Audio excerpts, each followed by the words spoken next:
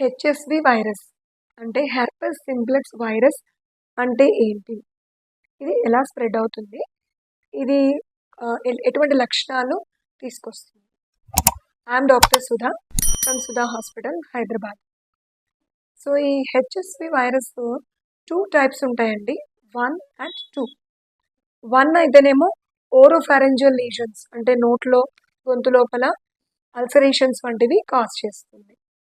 అది 2 వెరైటీ అయితే జెనైటల్ అంటే ఈ ప్రైవేట్ పార్ట్స్‌లో జెంట్స్‌కి గానీ, లేడీస్‌కి గానీ చిన్న చిన్న అల్సర్‌ల వంటివి రావడం, అవి చాలా పెయిన్‌ఫుల్‌గా ఉండడం అండ్ వీళ్ళు యూరినేషన్ చేసేటప్పుడు కూడా బాగా పెయిన్‌గా ఉండడం అండ్ వైట్ డిశ్చార్జ్ హెవీగా అవ్వడం లేడీస్‌లో అండ్ పొత్తి కడుపులో నొప్పి, జ్వరం వంటి సింప్టమ్స్ రావడం ఇవన్నీ కూడా హెచ్ఎస్వి2 కాజ్ చేస్తుంది.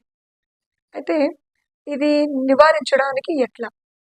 సో వైఫ్ అండ్ హస్బెండ్‌లో ఒకరికి ఉన్నప్పుడు తప్పకుండా కాండోమ్స్ యూజ్ చేయడం వల్ల ఇది ఇంకొకరికి స్ప్రెడ్ కాకుండా చూసుకోవచ్చు. అయితే ఈ లక్షణాలు గుర్తించినప్పుడు ఇమ్మీడియట్‌గా డాక్టర్‌ని కలిస్తే మేము యాంటీ వైరల్ డ్రగ్స్ ఇవ్వడం జరుగుతుంది. కొన్ని టాబ్లెట్లు ఉంటాయి, కొన్ని ఆయింట్మెంట్లు ఉంటాయి. సో ఇవి వాడడం ద్వారా ఇవి ఒక 5-7 డేస్‌లో క్లియర్ అయిపోయే అవకాశాలు ఉన్నాయి.